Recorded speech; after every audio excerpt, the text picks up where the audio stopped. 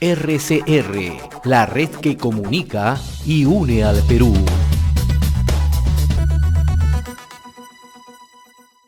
Seguimos a través de Enlace Regional RCR, Red de Comunicación Regional. Estamos transmitiendo directamente de nuestra central informativa, plataforma principal, ubicados en Lima, ciudad capital de la República. A esta hora saludamos al ingeniero Carlos Durán Chahut, presidente de la Cámara Nacional de Comercio, Producción, Turismo y Servicios Perú Cámara. Ingeniero Durán, qué gusto saludarlo. Gracias por atender la comunicación con RCR. Buen día, muy amable. Muy buenos días, muy amable, muy gentil a ustedes por la oportunidad y aprovechar para saludar también a su vasta audiencia. Bien, antes de conversar sobre las propuestas que están planteando los candidatos, si esto va a permitir reactivar el país tanto en términos de salud, en términos sanitarios como en términos económicos, me gustaría recoger un comentario suyo, ¿no? Usted ha señalado que esta cuarentena larga por Semana Santa nuevamente es un golpe a la economía y fundamentalmente al sector turismo, ¿no? ¿De qué manera está afectando todas estas restricciones? A ver, bueno, en primer lugar es cierto, seguimos todavía dentro de una pandemia y esta segunda ola no cede, digamos, en sus indicadores de contagio y sobre todo, lamentablemente, de fallecimientos diarios. Eso es una situación evidente, no podemos dejarla de lado. Nuestro reclamo, nuestra posición en cuanto a la cuarentena designada o decretada para Semana Santa es que faltando pocos días para este periodo del año que es de alta demanda, es estacionalmente importante para el sector turismo, gastronómico, no había mayores indicios de parte del gobierno de que esto se iba a dar. Al contrario, había más bien indicadores, por ejemplo, se empezaron a flexibilizar la movilización de las personas en determinadas regiones, caso de Lima, se restituyó una situación, digamos, de restricción focalizada más leve, se permitían los viajes interprovinciales y sobre todo por vía aérea, sin necesidad de tener que sacarse una prueba antígena antes de subir al avión. Entonces todo hizo que los operadores turísticos, los microempresarios a nivel regional, porque el turismo se desarrolla básicamente en las regiones, invirtieran, se prepararan, lanzaran sus ofertas de paquetes y hubo una buena respuesta de los consumidores, porque había muchas reservas en regiones como Piura, regiones como Arequipa, Cusco, Ayacucho, Cajamarca. Empezaron a demandar mucho las reservas de hoteles, de paquetes, de turísticos para visitar los lugares interesantes en estas regiones. Y bueno, lo que sucedió es que faltando poco se decretó esta cuarentena, entonces todo eso se frustró, las inversiones que hicieron las empresas para esta Semana Santa se quedaron en el aire, muchos se volvieron a endeudar, muchos utilizaron los pagos adelantados que hicieron los viajeros que estaban planeando viajar a estos destinos con sus reservas ya hechas. Entonces se generó un perjuicio lamentable, más allá de lo que pudiera haber sido simplemente avisar con anticipación de que no iba a haber posibilidad de movilizarnos en Semana Santa, y sino más bien se iba a aprovechar para tener una cuarentena y así contener un poco más la pandemia. Ese es el efecto que se ha generado. Hay pérdidas importantes en reservas, en pagos por adelantado, se han perjudicado tanto empresarios como ciudadanos que habían hecho sus reservas, y los que van a viajar finalmente pues están viajando y no van a poder salir del hotel en el que hayan reservado. Entonces se perdió la posibilidad de que cuando uno sale del hotel a hacer un poco de turismo en la región o en la provincia o en la ciudad donde uno ha viajado, no se va a consumir al pequeño empresario, no se va a visitar los lugares, digamos, importantes de atracción turística. Entonces se afecta al resto del ecosistema turístico, ¿no? De los restaurantes que uno normalmente visita para comerse un cevichito en el puerto, en el malecón, o ir a visitar un pequeño distrito en una zona altoandina, comprar una artesanía, consumir algo en el camino. Entonces, ese es el ecosistema que se ha visto afectado, y la afectación se cuenta por varios cientos de millones de soles, digamos, agregados, ¿no? De las diferentes regiones que van a tener esta cuarentena estricta a nivel nacional, con una afectación al turismo y a la gastronomía. Ese es el punto del reclamo. No ha dado mucha predictibilidad en esta época de alta, ¿no? Donde por lo general en Semana Santa se consume entre un 15 y un 20% de lo que es todo el año en términos de gasto y de ingresos al sector turismo y gastronómico, que ya está muy golpeado desde el inicio de la pandemia, que está demasiado golpeado y también no le está llegando el rescate sectorial que se esperaba para darle por lo menos un poco de respiro monetario, tratar de mantener lo más que se puede el empleo, evitar que se sigan cerrando empresas vinculadas a este sector, que ya suman cerca de 75.000 empresas que han cerrado, vinculadas al sector servicios y específicamente turismo y gastronomía. Ahora, en esta situación urge la necesidad de un nuevo programa de créditos garantizados Reactiva Perú para el turismo. Mire, se ha venido, los préstamos Reactiva son transversales, o sea, hay empresas del sector turismo que han recibido Reactiva 1, Reactiva 2. Sobre Reactiva, aplaudimos al inicio de ese programa, fuimos muy positivos, apoyamos en la difusión, pero después nos fuimos dando cuenta que en la ejecución del programa Reactiva es donde estaba el detalle. Se pensó llegar a una gran cantidad de pequeñas y microempresas y eso no fue factible. Se pensó distribuir los 60.000 millones de soles y eso tampoco se cumplió porque quedó un saldo de varios miles de millones de soles en el Banco Central de Reserva sin subastar, porque los mecanismos que se utilizaron para llevar estos préstamos estaban más canalizados a las empresas que tenían récord crediticio, que tenían cercanía, que eran clientes de la banca comercial, que eran los que básicamente subastaban los fondos de Reactiva, pero no llegaron a los microempresarios porque ellos no están en el radar de las empresas financieras o de las entidades bancarias. Habría que haber utilizado quizás más énfasis en microempresas financieras, en cajas rurales, en cooperativas, y inclusive en una movida arriesgada y excepcional, quizás hasta el mismo Banco de la Nación pudo haber sido el canal para llevar a cabo estos préstamos Reactiva. También han habido préstamos FAE, ¿no? FAE-MIPE para el sector turismo, esos también sirvieron un poco, y se estuvo anunciando, hace poco anunció el ministro de Economía y Finanzas nuevamente un apoyo de cerca de 2.000 millones de soles para el sector turismo. El problema no es que no se tienen los fondos o la intención del apoyo, el problema es cómo logramos la capilaridad y cómo logramos que esos fondos realmente se distribuyan a un gran sector del sector turismo, que son microempresarios, que son personas independientes, por ejemplo los guías turísticos son independientes, artesanos, los pequeños artesanos en los pequeños pueblos y distritos de las diferentes regiones del país son invisibles porque ni siquiera, a veces ni tienen RUC, muchos son pequeños campesinos que trabajan sus productos para poder esperar a los turistas. Entonces, ¿cómo llegamos a esa gente? Ese es el gran reto de los programas de apoyo sectorial monetario. Es importante que sigamos insistiendo.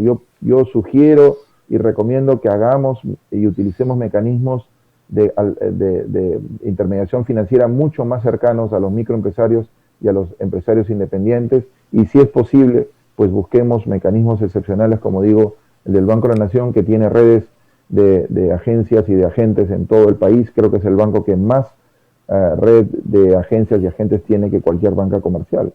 Ahora, ¿cómo están analizando ustedes las propuestas que están planteando los distintos candidatos, ¿no? Estamos a menos de 11 días del proceso de elecciones generales, ¿no?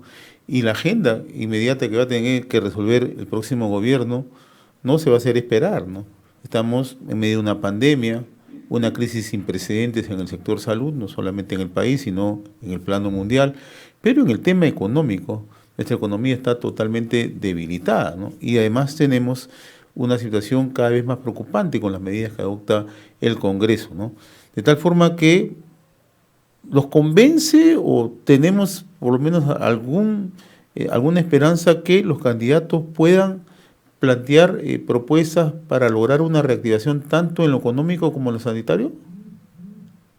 Bueno, yo coincido mucho con usted en el sentido de que nuestra prioridad debe ser el tema sanitario y no solo la prioridad del gobierno, sino es una prioridad de responsabilidad individual del ciudadano. Tenemos que ser muy responsables en las circunstancias en las que estamos, porque el contagio, las nuevas cepas, el impacto que está teniendo en una parte de la población que se sentía quizás un poco más protegida, como son la juventud, pues si vemos que la saturación en el sistema de salud está cada vez mayor, ya no hay recursos sanitarios para atender a más pacientes. Entonces creo que hay que hacer primero un llamado a la responsabilidad del ciudadano a mantener 3 reglas básicas que son importantes, o sea, mascarilla, doble mascarilla si es posible, distanciamiento social, evitar aglomeraciones, por favor, reuniones y esas cosas tienen que ser, por lo menos por el momento, suspendidas, ¿no? Y eso es importante. Pero también la crisis económica subyacente o consecuente,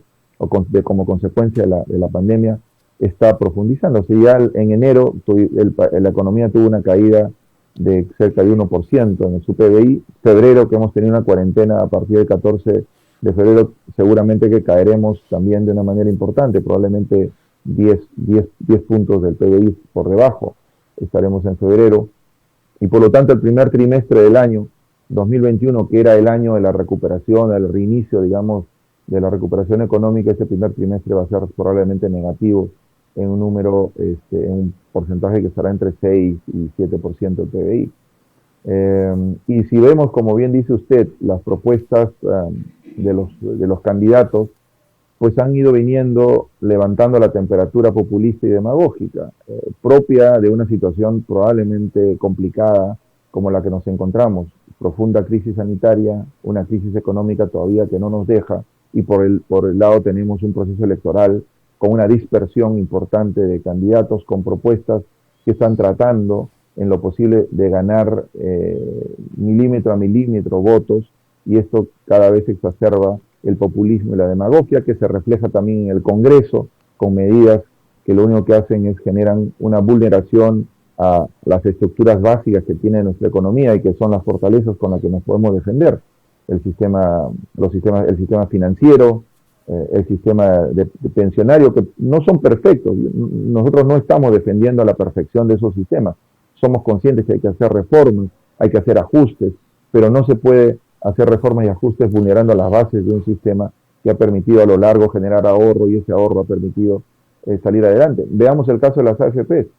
Si no hubiese un sistema como AFP y lo comparamos con la ONP, que es el sistema público de pensiones, por lo menos en las AFP los ahorristas individuales en sus cuentas pueden saber cuánto tienen y pueden retirar, ya sea por una ley que dé el Congreso o porque así lo permite la AFP, retirar fondos para compensar la situación de crisis económica en la que se encuentran. A ver si eso puede pasar en la ONP.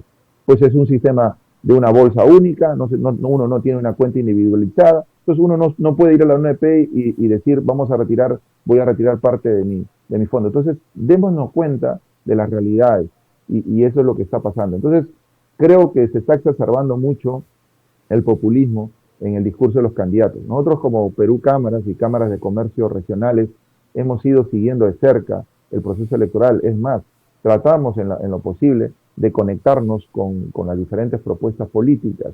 Hemos analizado los planes de gobierno y estamos notando que ya empieza a haber un poco de desconexión entre los planes de gobierno y sus propuestas programáticas presentadas ante el Jurado Nacional de Elecciones y los discursos y propuestas que se están improvisando en los diferentes visitas a las regiones, en las diferentes apariciones televisivas, en los diferentes discursos y entrevistas. Entonces ya está comenzando a aparecer una desconexión, ¿no? Y estas propuestas cada vez están incrementando con preocupación los recursos de dónde van a salir para ejecutarse o para implementarse.